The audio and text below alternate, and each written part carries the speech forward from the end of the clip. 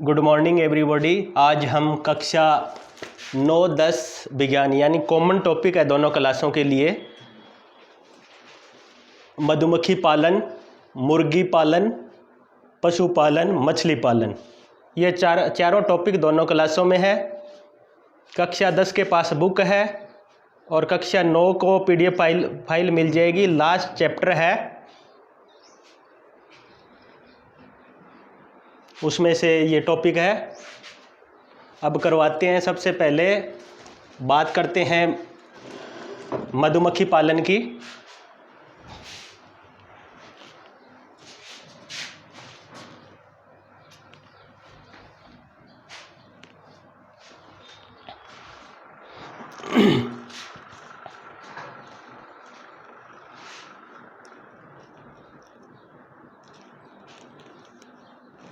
मधुमक्खी पालन को एपीकल्चर भी बोलते हैं। एपीकल्चर मधुमक्खी पादपों में परागण की क्रिया के लिए अत्यंत महत्वपूर्ण कीट है। इसके पालने से मनुष्य को दोहरा लाभ होता है। मधुमक्खी पालन से परागण की क्रिया आसानी से होने के कारण फसल में पैदावार में बढ़ोतरी होती है। क्या कह रहा है? जो मधुमक्खी है पादपों में परागण की क्रिया में सहायक होती है। परागण का मतलब है जो पौधे होते हैं, फूल वाले पौधे, जैसे सरसों का खेत है और भी फूल वाले पौधे होते हैं, उसमें क्या होता है, मधुमक्खी कीटों के द्वारा ही, मधुमक्खियों के द्वारा ही एक फूल से दूसरे फूल पर परागकण जाते हैं। उससे क्या होता है, फसल की पैदावार में बढ़ोतरी होती है, यानी उससे फसल के जो फल वगैरह आता है वो अधिक आता है।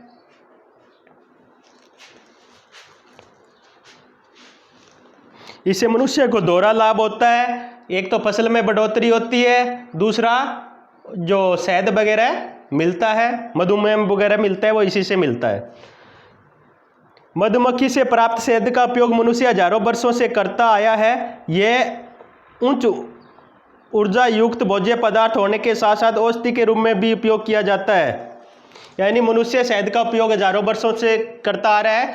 इसको औषधि वगैरह में भी यूज किया जाता है।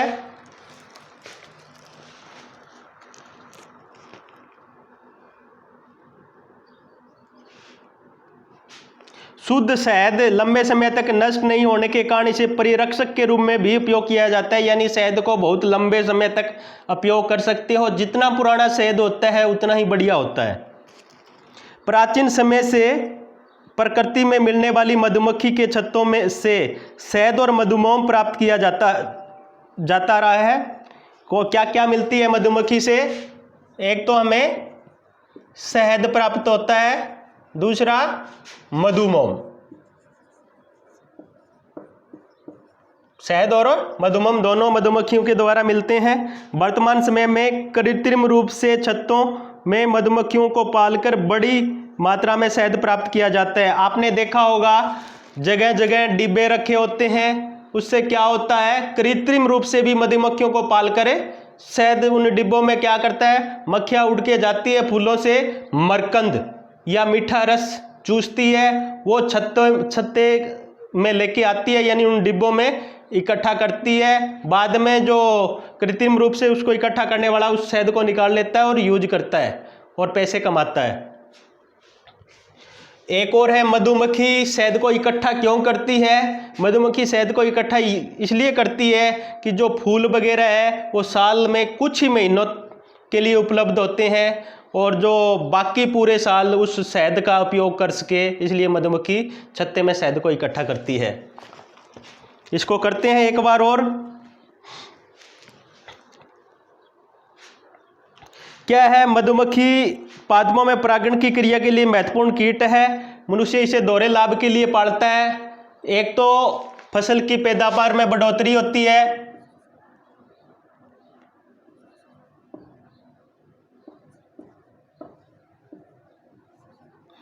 होती है, दूसरी जो हमें क्या मिलता है, शहद वगैरह मिलता है। जो मिला हुआ शहद हम किस में यूज करते हैं, औषधि वगैरह में यूज करते हैं। इससे शहद से क्या बनती है, औषधि। जितना पुराना शहद होता है उतना ही बढ़िया होता है। और हमें मधुमक्खियों से क्या क्या मिलता है, शहद और मधुमोम मिलता है। बस अब हम करते हैं नेक्स्ट टॉपिक।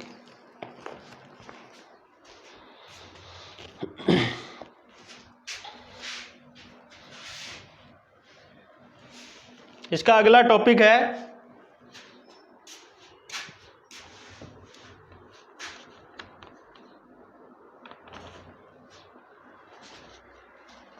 मुर्गी पालन।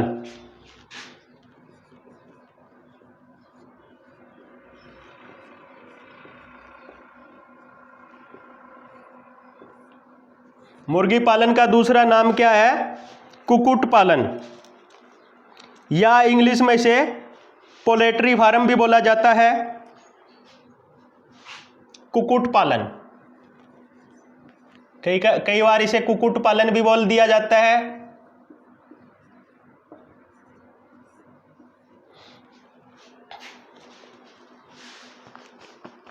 अंडे व मांस चिकन खाने के लिए आदिकाल से ही मुर्गी पालन की परंपरा रही है। यानी सबसे पहले बात ये आती है हमें मुर्गियों से क्या क्या मिलता है? मुर्गी पालन से अंडे और मांस।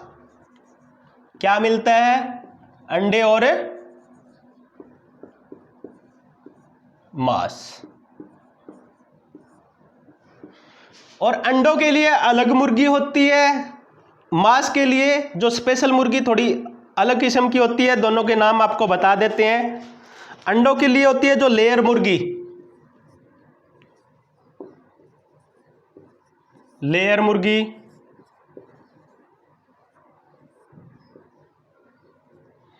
और जो मांस के लिए है वो है ब्रोलर मुर्गी।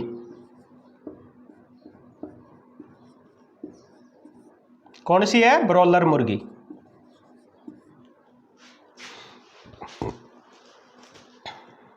यह उद्योग भोज्य पदार्थ के रूप में प्रोटीन आवश्यकता के एक बड़े अंश के रूप में पूर्ति करता है। हमें जो अंडे और जो मांस है, इससे जो मुर्गी पालन से हमें क्या मिलता है? विटामिन मिलती है। विश्व में अंडा उत्पादन की दृष्टि से भारत का 5वां स्थान है। अंडा उत्पादन की दृष्टि से भारत का कौन सा स्थान है?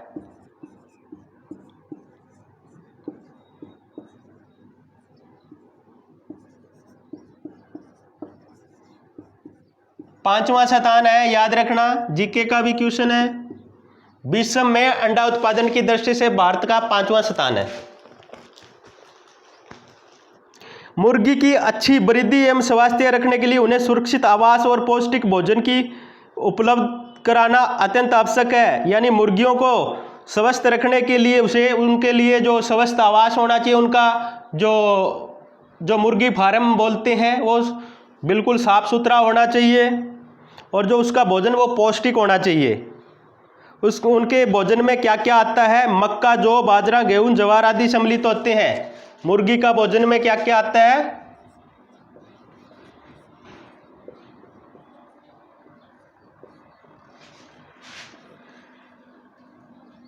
मक्का, जौ, गेहूं, ज्वार, बाजरा, गेहूं, ज्वार और बाजरा। ये क्या होता है? मुर्गी का भोजन होता है। और मुर्गियों में समय समय पर टीकाकरण करवाना भी जरूरी होता है। कई इसमें रोग आते हैं, इनमें से मुख्य है रानीखेत और रतौंधी। जो विटामिन ए की कमी के कारण मुर्गियों में रतौंधी रोग आता है, और रानीखेत ये मशहूर रोग है मुर्गियों में। कौन कौन से? रानीखेत और रतौंधी।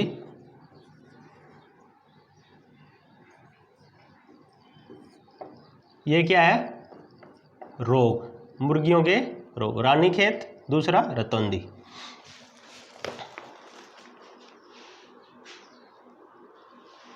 अब इनकी नस्लों की बात करें तो मुख्य नस्लें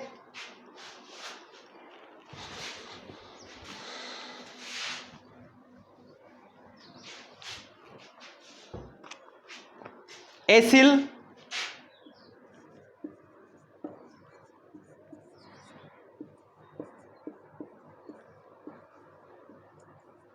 दूसरा लेगहरन,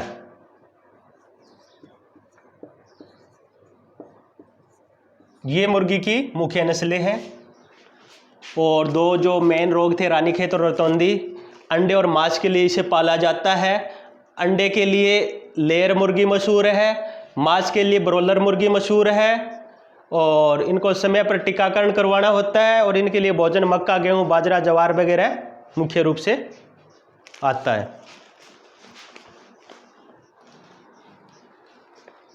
और मनुष्य अपने आर्थिक प्रॉफिट के लिए मुर्गी पालन करता है, इससे काफ़ी बेनिफिट भी होता है। अब इसका नेक्स्ट टॉपिक करेंगे पशुपालन।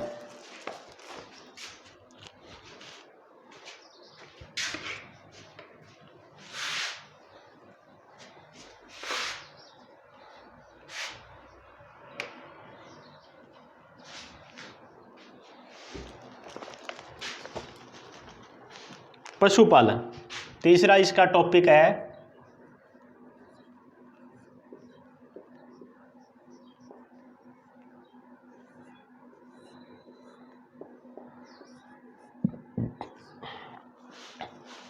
कृषि विज्ञान की वह शाखा जिसके अंतर्गत पालतू पशुओं को भोजन, आवास, स्वास्थ्य, प्रजनन आदि के अध्ययन किया जाता है, वो पशुपालन कहलाता है। पशुपालन होता क्या है, और इसे इंग्लिश में एनिमल हस्बेंड्री बोला जाता है। जो पशुओं को लोग घरों में पालते हैं या अन्य अलग इनके डेयरी वगैरह बनाकर इसको पालते हैं।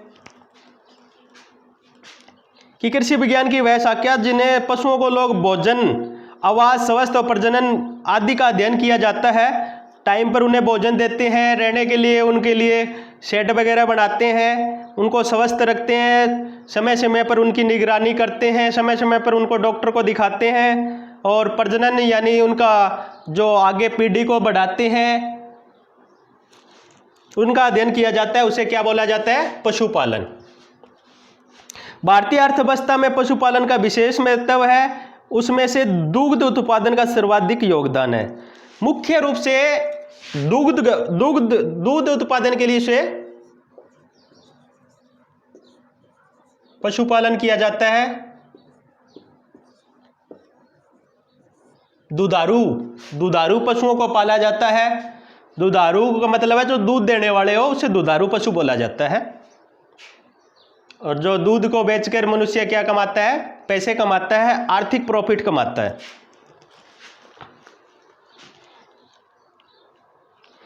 भारत में विश्व की कुल संख्या का 55% भैंस और 15% गायें हैं। क्या कह रहा है, विश्व का 55% भैंस है भारत में और 15% गायें हैं। जो अकेले भारत में है, विश्व के पूरे 55% भैंस भारत में मिलेगी और 15% गायें। देश के कुल दुग्ध उत्पादन का 53% भैंस व 43% गायों से प्राप्त होता है। जो हमारे देश में कुल दूध उत्पादन होता है उसका 53% भैंस के द्वारा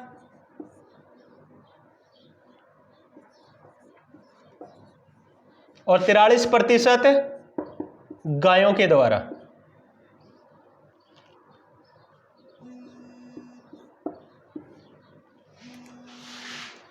दूध उत्पादन की दृष्टि से भारत विश्व में प्रथम स्थान है। मोस्ट इंपॉर्टेंट बात है कि दूध उत्पादन की दृष्टि से भारत का पहला स्थान है, यानी प्रथम नंबर पर आता है। विश्व में सबसे ज्यादा पूरे वर्ल्ड में दूध उत्पादन भारत में किया जाता है। यह भी एक जीके का क्वेश्चन है, ध्यान देना।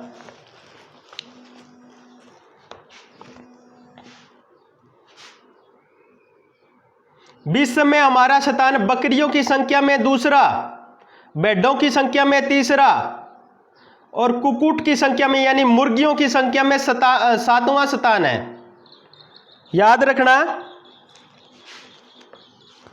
विश्व में बकरियों में भारत का स्थान, यानी बकरी सबसे ज्यादा भारत में पाई जाती है, यानी दूसरे नंबर पर, विश्व की दूसरे नंबर पर बकरी भारत में पाई जाती है। दूसरा नंबर है बकरियों में, और भेड़ों में तीसरा नंबर है।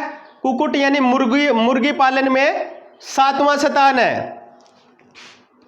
ये छोटे पशु गरीबों के आर्थिक विकास के लिए महत्वपूर्ण भूमिका निभाते हैं। ये पशु क्या करते हैं? गरीबों के लिए आर्थिक भूमिका यानी पैसे कमाने का एक अलग तरीका है, इससे काफी बेनिफिट होता है। यह है हमारा पशुपालन। और एक पशुपालन दूसरी दृष्टि से भी होता है जो इसके अंदर कृषि पालन के अंदर आता है।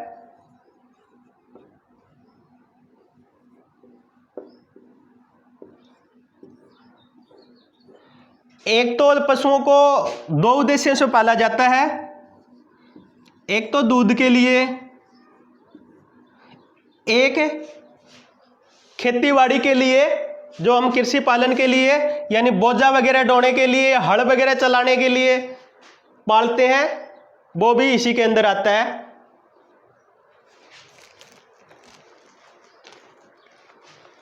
और इन पशुओं को समय समय पर टीकाकरण करवाना होता है ताकि ये रोग से बच सके।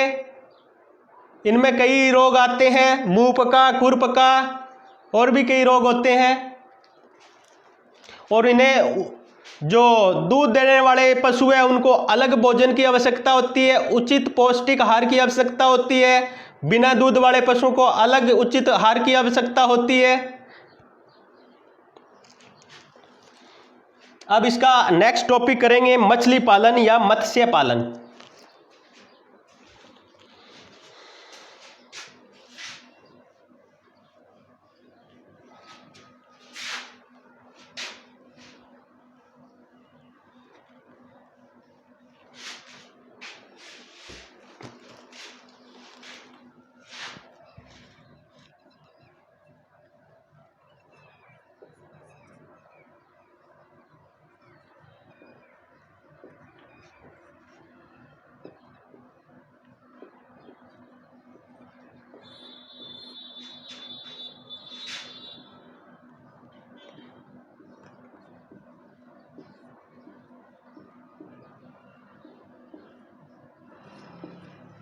मछली पालन या मत्स्य पालन।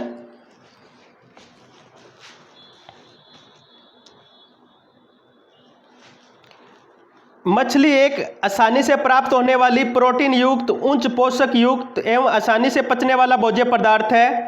मछली को भी मांस के लिए पाला जाता है। इससे हमें क्या मिलती है? प्रोटीन वगैरह मिलती है, आसानी से पचने वाला भोजन मिलता है। अतः मछली पालन हेतु मानव द्वारा तालाबों व झीलों में मछलियों का प्रजनन एवं उत्पादन किया जाता है। इन्हें तालाबों और झीलों में पाला जाता है। वर्तमान में भारत का विश्व में समुद्री भोज्य उत्पादन की दृष्टि से छठा स्थान है। समुद्री भोज्य प्राप्ति यानी मछली पालन में भारत का छठा स्थान है।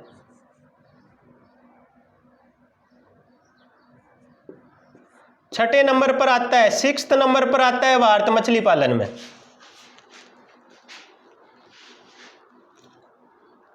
पश्चिमी बंगाल, बिहार, उड़ीसा में लगभग 1500 वर्ष पुराना मछली उद्योग है। यानी मछलियों को ज्यादातर मुख्यतः समुद्री किनारों पर जहां समुद्री तट लगते हैं वहां पाला जाता है, लेकिन आजकल तो इन्हें जगह जगह झील वगैरह, तालाब वगैरह बनाकर या खेतों में जोड़ वगैरह बनाकर इनको पाला जाता है। मछलियों के उत्पादन खारे जल की तुलना में मीठे जल में अधिक होता है। मछलियों की तुलना में खारे जल की तुलना में जो मीठा जल है वो उचित माना जाता है।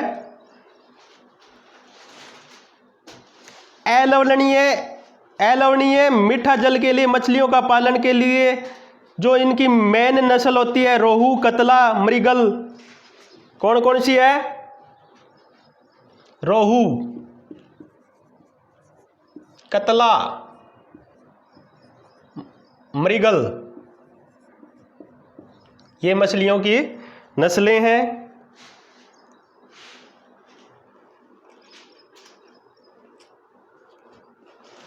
और कई जगह भारत में विदेशी मछलियों को भी पाला जाता है। उनका नाम है कॉमन कार्प।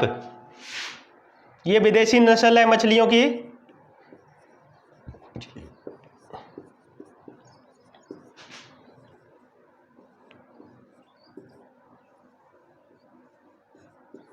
ये है देसी नस्ल, यानी भारत में पाली जाती है।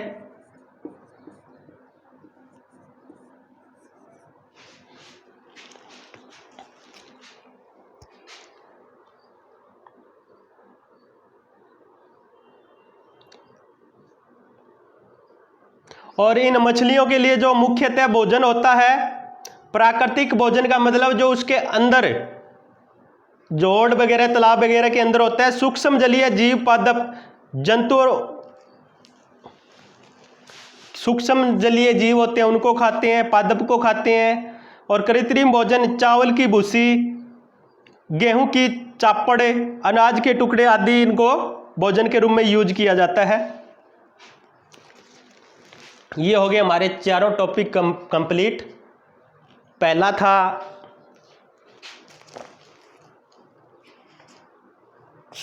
मधुमक्खी पालन, दूसरा था मुर्गी पालन, तीसरा था पशुपालन और ये लास्ट टॉपिक था मछली पालन। बस आज के लिए इतना ही, धन्यवाद।